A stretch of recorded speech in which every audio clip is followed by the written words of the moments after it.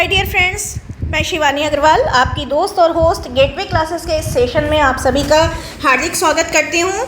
आज के इस वीडियो में हम 2023 के एंड सेमेस्टर एग्ज़ाम जो कि 11 अगस्त को होना है उसके लिए ईवीएस के इम्पॉर्टेंट क्वेश्चंस लेकर आए हैं। यूनिट वाइज वेरी शॉर्ट और शॉर्ट में हमने सेग्रीगेट किया है और मैं आपको विश्वास दिलाती हूँ कि ये वीडियो देखना आपका बिल्कुल भी बेकार में नहीं जाएगा, बिल्कुल भी वेन नहीं होगा, क्योंकि इसी में से आपका सारा पेपर बनेगा। ये वीडियो देख लीजिएगा और जो मैंने 2023 का ऑड सेमेस्टर का सल्यूशन डाला है वो आप देख लीजिएगा।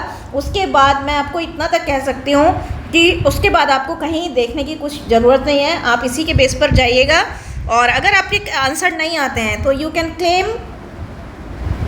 Can just ask to Shivani Agarwal कि क्यों नहीं आए हैं ये क्वेश्चंस। तो आइए चलते हैं यूनिट 1 की तरफ। God bless you all, God bless us. Very short questions से स्टार्ट करते हैं। बहुत इंपॉर्टेंट क्वेश्चन है पहला ही।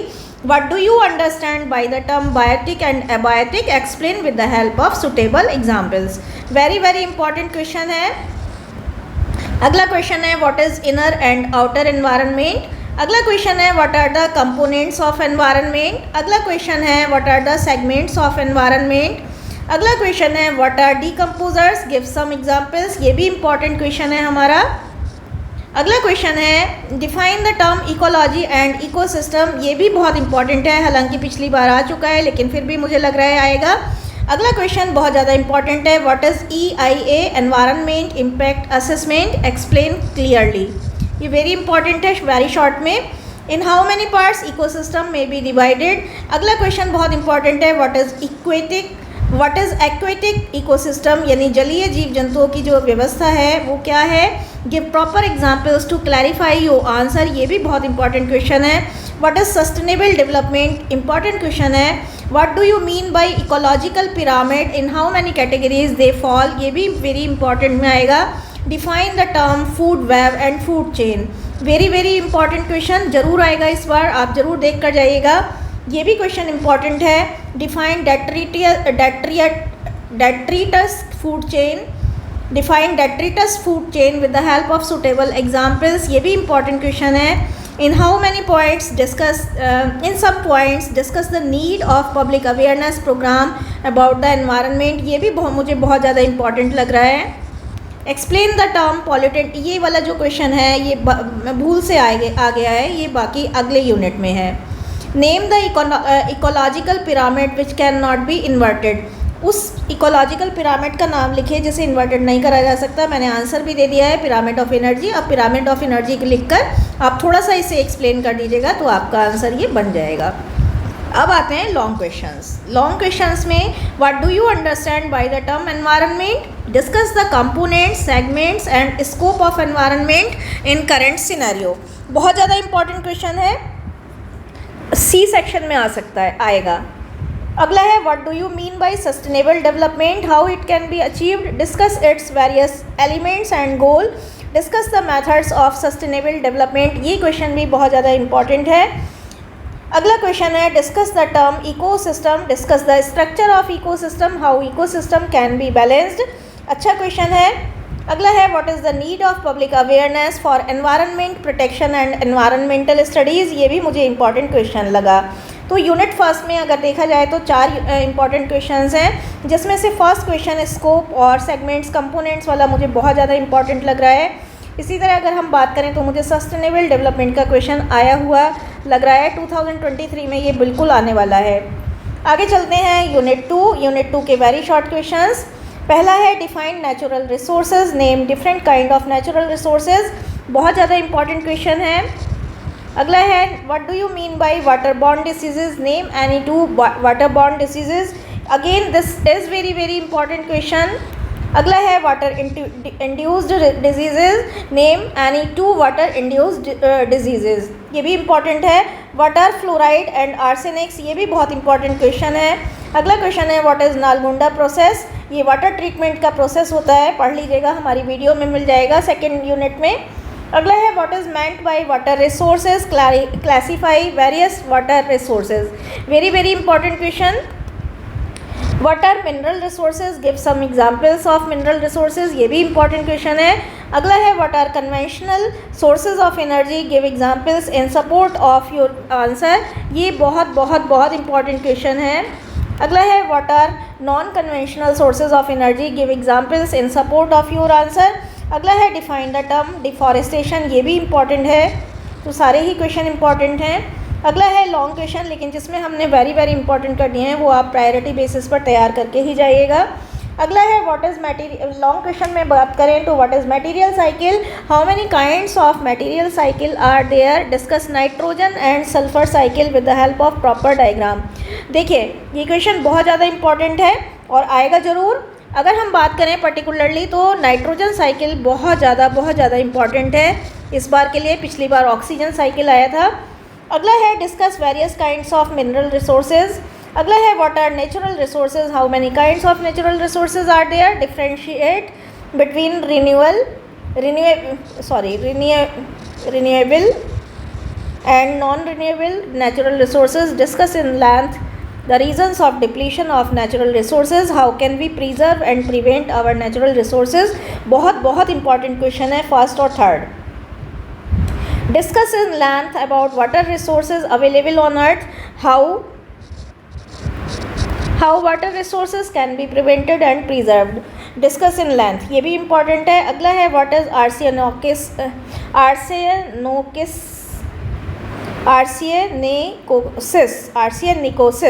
आर्सियनिकोसिस क्या है, discuss about cause and effect of arsenicosis, write about removal techniques of arsenic from drinking water.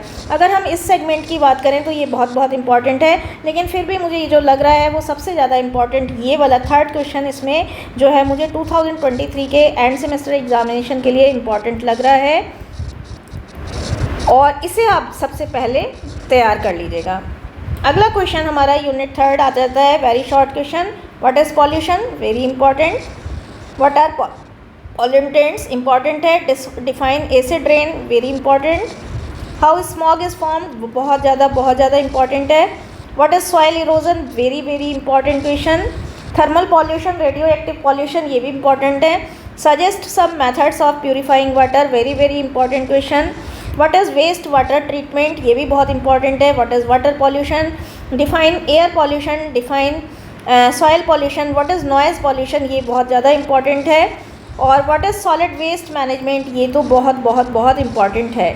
Waste water treatment भी बहुत इंपॉर्टेंट है, तो प्रायोरिटी बेसिस पर इन्हें ज़रूर देख लीजिएगा। लॉन्ग क्वेश्चंस की तरफ मूव करते हैं। Discuss about water pollution, what are the effects, causes, consequences of water pollution, suggest some preventive measures to check water pollution.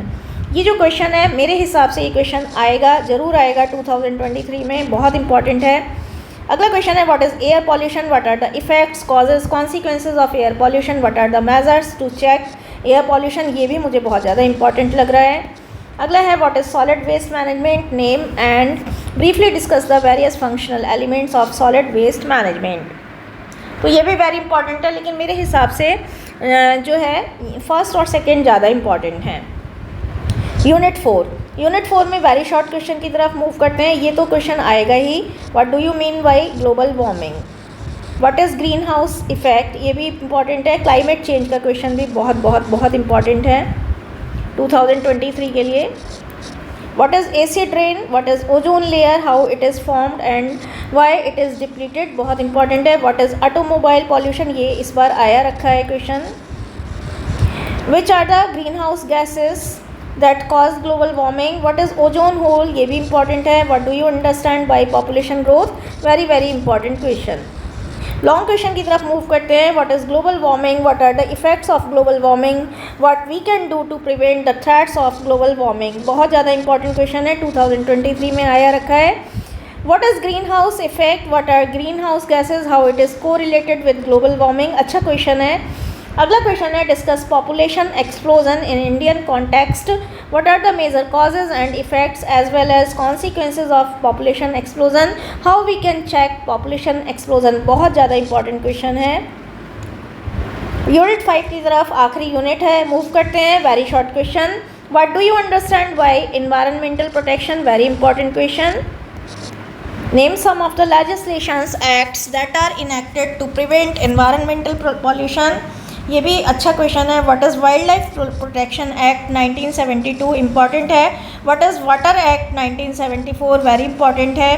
What is air act 1981. What is the forest act 1980 बहुत ज़्यादा important है. Define the term NGO very very important question.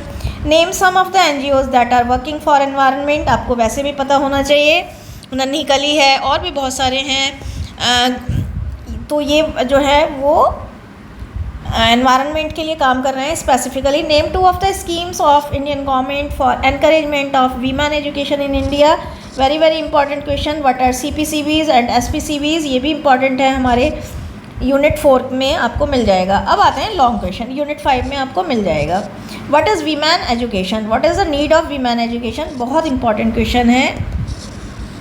What is environmental protection, which are prominent act enacted for environmental protection in India. Discuss with special emphasis on environmental protection act 1986. ये question जरूर तैयार करिएगा और मेरे कहने से ये वाला भी आप तैयार कर लीजिएगा. What do you mean by the term NGO? Discuss the initiatives taken by different NGOs for environmental upgradation. ये भी इम्पॉर्टेंट है. तो बेसिकली अगर हम बात करें तो अगर मैं आपको बताऊं तो वेरी इंपॉर्टेंट क्वेश्चंस जो हमारे एवरेज काइंड ऑफ स्टूडेंट्स हैं उनके लिए देखिए मैं फिर से एक बार रिपीट कर देती हूँ. जो ये दो क्वेश्चन हमें यहाँ से बनते हुए नज़र आ रहे हैं यूनिट 1 से. और अगर हम यूनिट 2 की बात करें तो ये वाला क्वेश्चन और ये वाला क्वेश्चन यानी कि ये वाला क्वेश्चन और ये वाला क्वेश्चन यानी कि 2 क्वेश्चन यहाँ से यानी 4 क्वेश्चन हो गए हमारे. यूनिट 3 की बात करें तो मुझे ये वाला क्वेश्चन बहुत ज़्यादा इंपॉर्टेंट लग रहा है. 3 क्वेश्चन हो गए और 3 ही रखिए अभी. 5 हो गए. और 5 के बाद अगर हम बात करें तो ये वाला क्वेश्चन मुझे बहुत ज़्यादा इंपॉर्टेंट लग रहा है. एंड ये वाला तो 6 और 7 हो गए. और फिर अगर हम बात करें तो 8 क्वेश्चन. आप सबसे पहले ये 8 क्वेश्चन तैयार कर लीजिएगा. जो लोग नहीं कर पा रहे हैं उनके लिए है और बाकी तो आपको बता ही दिया है. तो I hope you would like the video and wish you all have a very rocking examination experience on 11th of August. Have a very happy examination time. Good day. Take care. Bye bye.